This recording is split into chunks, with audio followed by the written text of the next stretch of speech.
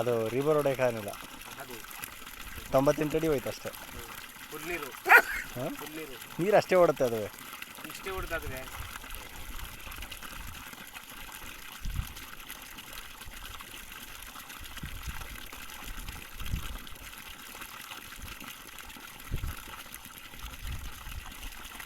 ಈ ತಿಂಗಳ ಎಷ್ಟು ಹೊಡ್ತಾರೆ? 3 ಓಡುತ್ತೆ. 3 ಹೊಡ್ತಾ 3 ಓಡಲ್ವಣ್ಣ? 3